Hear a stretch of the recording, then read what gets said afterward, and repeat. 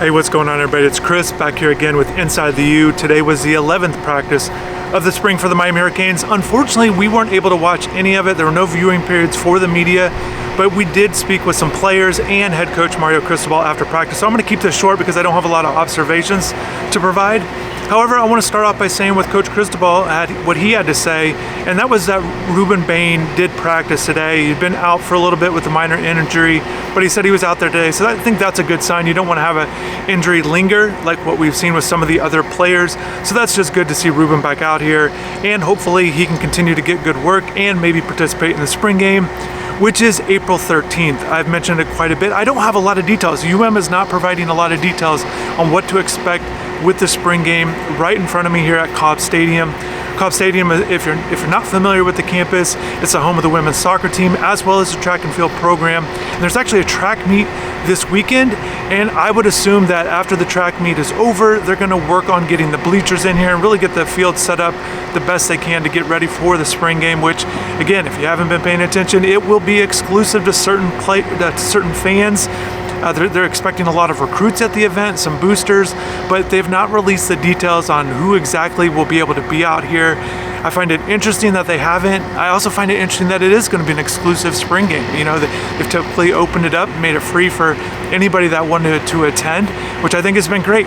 You know, I think a lot of fans to be able to come to the spring game, watch their team practice, really get to know the guys even more heading into the season, kind of create some buzz into the off season with their summer program. But it's not going to be like that. Just a few other quick notes from the interviews that stood out to me, and that was about Cam Ward.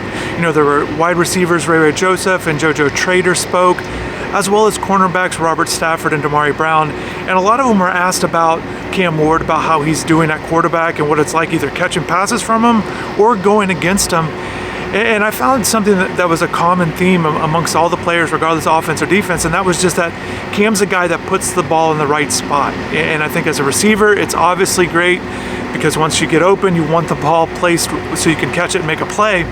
But the cornerbacks are noticing it too. You know, they're noticing that Cam is making it really tough on them. You know, that he's putting the ball essentially in beneficial positions for the wide receivers and makes it tough on the defensive back. So that's what's standing out to me with Cam. Again, he's the number one guy. There's no quarterback battle with him. Cristobal did speak about the other quarterbacks, the room there. There's 4 other guys on scholarship.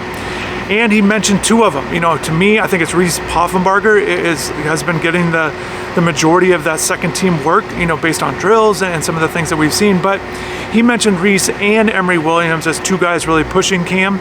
So he feels like, you know, the fact that he put Emory in that conversation with Reese really says a lot about Emory, and they like him. He's coming back, so that's a good sign. Also, you know, he did touch on Jakari Brown, but did not put him in the same conversation. So clearly, he's running 4th, you know, ahead of Judd Anderson, the true freshman. So I don't think there's any question about where Jakari stands with this team and this program. And just 2 final things before I wrap this up. It was good seeing Clinton Portis out here at practice. Always good to see the former guys. Again, a lot of recruits are always at practice and expect that to continue. They will have a scrimmage on Saturday, which will be practice number 12.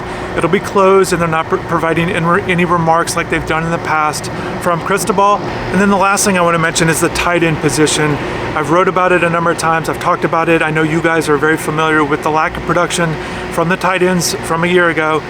And Cristobal, the other tight ends have spoken about it throughout the spring, but Cristobal said, look, that, you know, Miami's been a team that's been very productive at the tight end position for years, and basically said, you know, that's not us. They definitely want to put more of an emphasis this year and be more productive at that tight end spot. And to me, that can only help the offense provide a little bit more of a different look once you have a tight end group that can make catches, either intermediate or even the tough ones in traffic, whatever it might be. Just some more versatility in the passing game, I think, is always good.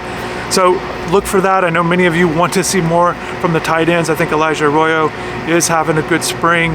You know, obviously I touched on before, things to work on, but it's good seeing him out here day in and day out. So that's great. So that's going to wrap it up for me. Again, didn't get to see anything, so I don't want to go too long with this, but thanks for everybody for watching. I will have some more video clips from practice that I've not yet posted, so definitely stay tuned to the channel for that. And I just want to thank everybody for your support. Thanks for watching. Hopefully you have a good rest of the day, and take care.